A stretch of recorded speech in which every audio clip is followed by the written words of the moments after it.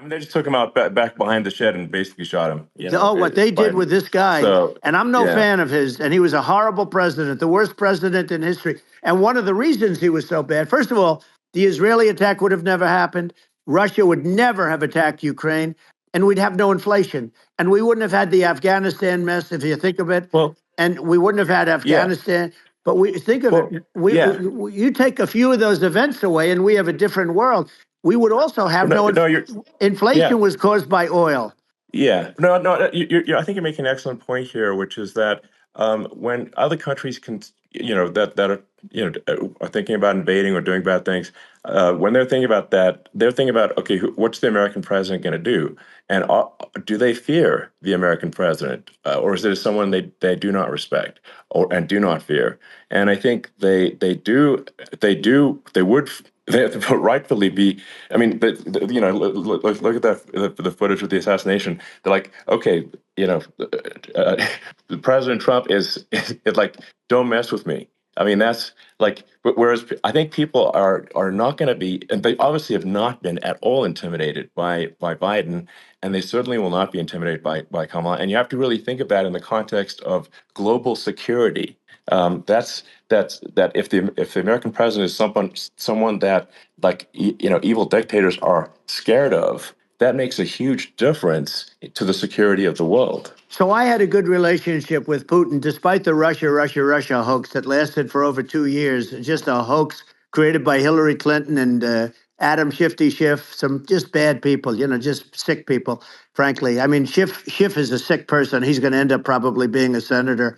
It's hard to believe. The whole thing is hard to believe. But, they put our country in danger with that stuff, too. They actually, when they make up stories, and you have to fight your way out of it for a long time. But I know Putin very well. I got along with him very well. He respected me, and it's just one of those things. And we would talk a lot about Ukraine. It was the apple of his eye. But I said, don't ever do it. Don't ever do it. I shut down Nord Stream 2. That was the big oil pipeline, the biggest pipeline in the world going all over Europe. I shut it down.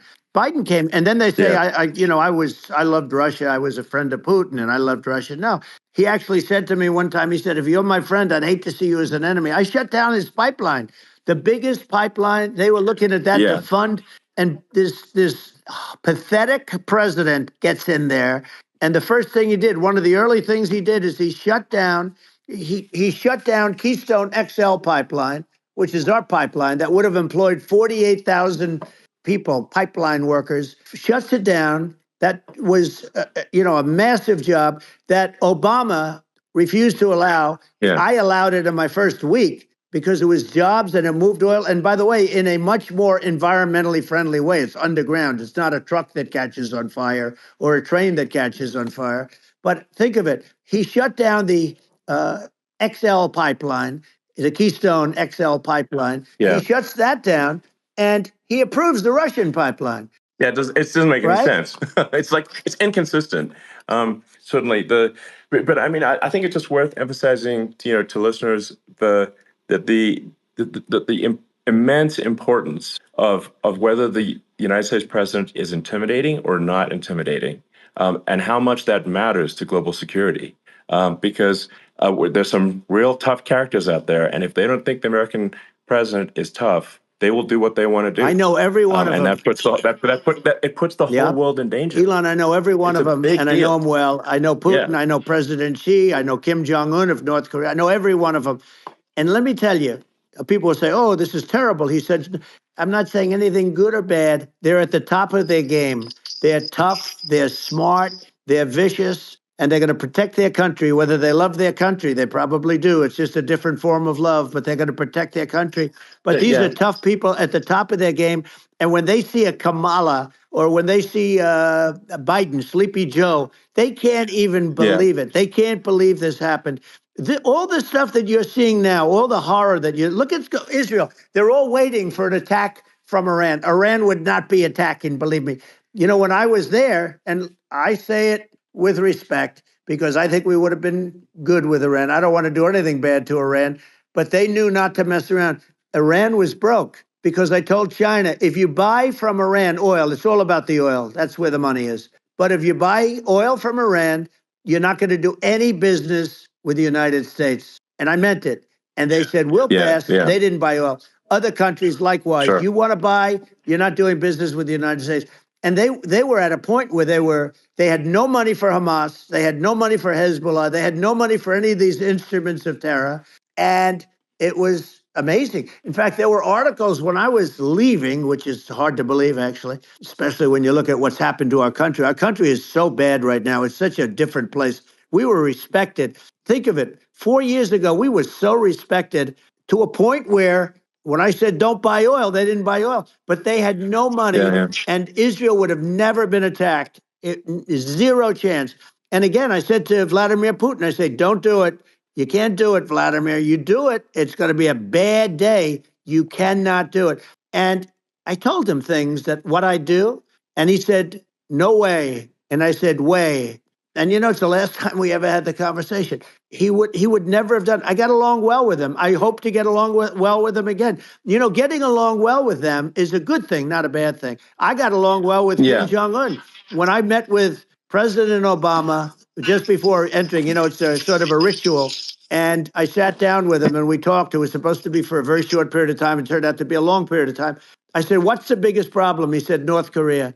I had that problem worked out very quickly. It was nasty at the beginning with Rocket Man and, all the different things. Yeah. But all of a sudden I got a call. Those were some epic tweets, by the way. Yeah, they were. They were epic everything. He said that he has a red button on his desk. I said, I have a red button on my desk too, but my red button is much bigger and my red button works. And then I called him Little Rocket Man, Little Rocket Man. Anyway, here's the bottom line. All of a sudden I got a call from him. And they said they want to meet. They want to meet me. And we met, as you remember, we met in Singapore. We met also in Vietnam. And I got along with them great. We were in no danger. But President Obama thought we were going to end up in a war, a nuclear war with him. And let me tell you, he's got a lot of nuclear stuff, too. Exactly. He's got plenty of nuclear. He can do plenty of damage. Yes, it's because people like Kim Jong-un, they respond to strength, not weakness. Well, he and I had a good relationship. Remember I met him and we walked onto his land. Nobody ever walked onto his land before. I walked onto. I wouldn't say. Let's bring up Secret Service again. I wouldn't say they were thrilled when I did that. I walked onto his land, and it was an amazing period. But we were not in danger with him because of me. I always say that we have enemies on the outside and we have enemies on the inside. We have some really bad people in our government and people that are controlling of the people. I mean, I'd mention names, but I really don't want to give them the credit. But we have some really bad, and I say they're more dangerous than Russia and China. If you have a smart president, a president that gets it, we are not in danger from those countries because they need us and they need our help. I mean, we forced Obama, if you think about it, Obama and Biden, and Bush to a certain extent, in all fairness, forced Russia and China together. And if you're a history student, the first thing you learn is you cannot let Russia and China align. But then they also got, if you take a look, Iran, and they have North Korea. That's, they call it the axis of evil. In the old days, you had the axis of evil. Here we have a modern day axis of evil. These are powerful countries, very heavy nuclear, which is the biggest threat. The biggest threat is not global warming, where the ocean's going to rise 1/8 of an inch over the next 400 years. And you'll have more oceanfront property, right?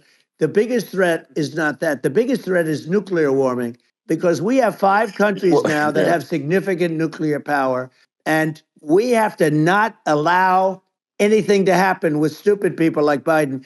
Biden did something with Russia. There was no chance of him ever going in. And when I left, and then after I left, they started forming big armies on the border with Ukraine, right? And I looked at that, and I thought he was doing that because Putin's a good negotiator. I thought he was doing that to negotiate.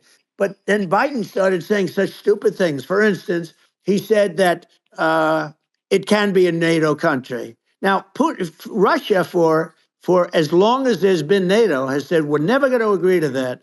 And we go right up front and say that. And we did things and said things through this president with a low IQ, very low IQ. He had a low IQ 30 years ago, by the way, but now he might not even have a IQ at all. There's nothing on the board that goes this low. He said things that were so stupid that that war had zero chance of happening if I were there. Zero chance. He was saying everything the opposite. Everything the opposite. And it's so sad because many more people have been killed in Ukraine than you read about. You don't read about how bloody it is and how disastrous. Sure. Hey, look, just in the two armies, you lost 500,000 people. And Ukraine's having a hard time. Ukraine, I don't know if you saw the article recently, and it's true. You don't hear the true story. But if you think about it, Russia's gone, Russia defeated Germany with us, and they defeated Napoleon. They've been around a long time. They're a big fighting force. Yeah. Sure. And it's very unfair. And Ukraine now doesn't have enough men. They're now using young men and very old men to fight. And we're in a very bad position. And I'm not going to blame exclusively, but I can tell you, I could have stopped that. And a smart president could have stopped that. It wouldn't have happened. But we had a man that actually made it more prevalent. It was so bad. The words that he was using, the stupid threats coming from a stupid face that he was using. I said, this guy's going to cause us a war. He's going to cause us. And let me tell you, it can lead to World War III. That can lead to World War III. The Middle East can lead to. We have numerous places that could end up in a World War III right now for no reason whatsoever. I think you're right. I think people underrate the risk of World War III. And it's just when you're looking at the risk of global thermonuclear warfare, it's game over for humanity. And it's something that people have, I think, after the end of the Cold War, people have become complacent about, but they actually have forgotten that there are currently a lot of nuclear missiles that have targeting parameters for the United States from 100%. Other countries. And one of the things we're going to do is we're going to build an Iron Dome over us. Israel has it. We're going to have the best Iron Dome in the world. We need it, and we're going to make it all in the United States. But we're going to have protection because it just takes one maniac to start something. We're going to have protection, and we're going to have. Why shouldn't we have an Iron Dome? Israel has one. Some other places have one that nobody even knows about, frankly. But Israel has it. We're going to have an Iron Dome. But with all of that being said, to me that's so important, the most important. But with all of that being said, the election's coming up, and the people want to hear about the economy and the fact that they can't buy groceries because they don't have enough money to buy groceries. The inflation has killed them.